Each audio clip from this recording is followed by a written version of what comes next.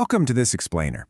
Look, if you've ever felt like you're doing absolutely everything right in a presentation, showing off all the incredible, shiny features of your solution, but you're still getting that hesitant, well, we need to think about it at the end, you are in exactly the right place. Today, we're mastering the investigative journey into your buyer's deepest motivations. We're going to learn how to identify the real need behind their stated need and how to uncover the root pain that drives every single buying decision. Get this, 92%. That is the whopping percentage of purchases driven primarily by a pain, a problem, or a challenge that the buyer urgently wants to solve. It's just human nature. We are fundamentally wired to move away from pain way before we ever move toward pleasure. Nobody's out there just buying a solution for the fun of it. They're buying relief from a problem.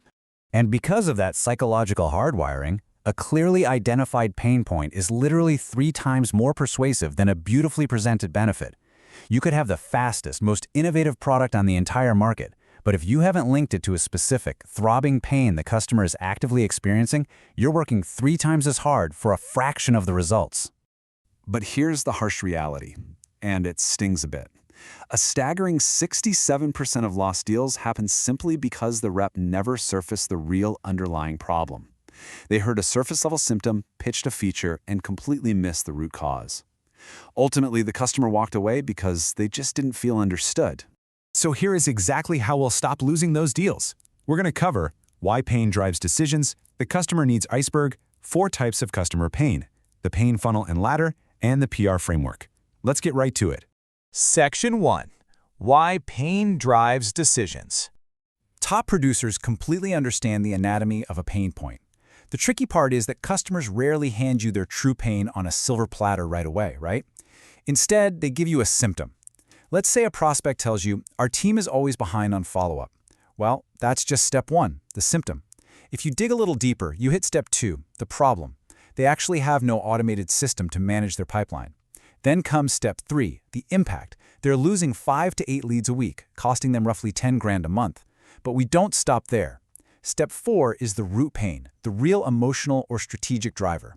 Here, it's the manager's deep fear of failing their personal accountability and losing ground to competitors. Uncovering that finally leads us to step 5, the desired state, where the team works proactively, they hit their targets, and that manager can finally sleep at night. Section 2. The customer needs iceberg. Think of buyer psychology just like an iceberg. 90% of the actual problem is lurking entirely below the surface. The stated need sits visibly above the waterline. A prospect might say to you, hey, I need a cheaper option. Now, if you take that at face value, you're going to instantly start discounting your price. But a top producer knows to look beneath the waterline. If you only react to the tip of the iceberg, well, we all know how that ended for the Titanic.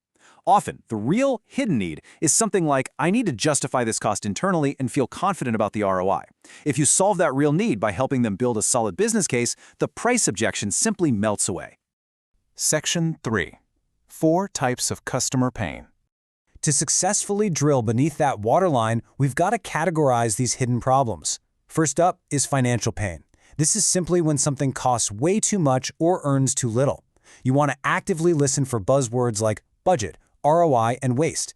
It sounds like a client overpaying for underperforming tools or realizing they're leaking revenue from lost leads.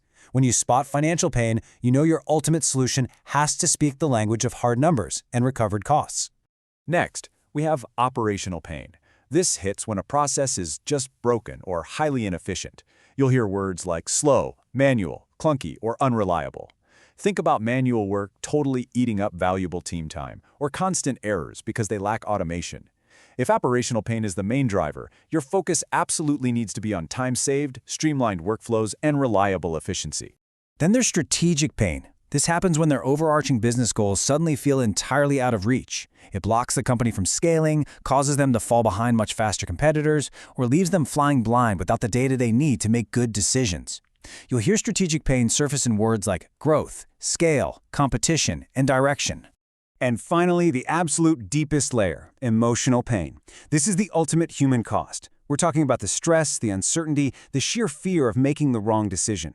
It's when a manager is buckling under immense pressure from leadership, or a team is completely burned out and frustrated. Listen for words like stressed, overwhelmed, and uncertain. Never, ever underestimate emotional pain. People buy on emotion and justify with logic later. A lot of the time, they just want the headache to stop, making this the ultimate catalyst for taking action. Section 4. The pain funnel and ladder. Here's the thing. Most customers actually underestimate the cost of their pain because, honestly, they've just adapted to the dysfunction over time. It becomes their normal. So we use the 6 levels of the pain amplification ladder to ethically guide them to see reality clearly. We move them from level 1, just being aware of a minor irritation, up to level 2, where they're genuinely frustrated. We quantify it at level 3 so they see exactly what it's costing them. We widen the lens at level 4 to see who else is being impacted, then we project it forward at level 5 to make it urgent until they finally hit level 6, realizing that fixing this is absolutely critical. We're not manufacturing fear here. We are just reflecting their own reality back to them. Section 5. The peer framework. Peer is your step-by-step toolkit for the discovery phase. First, we probe. We surface the symptom and operational pain by asking open-ended questions. You listen closely for surface symptoms and then ask funnel questions to uncover the failing process right underneath. You might say something like, "Tell me what's going on with your team's workflow right now. What specifically is breaking down in that process?" Second, we expand. We widen the lens to show the full, multidimensional impact on the business. We're moving from the symptom to the true business and emotional cost. You ask, hey, when that breaks down, who else is affected? What kind of errors or rework does that actually create? You're making the pain multidimensional. Third, we amplify.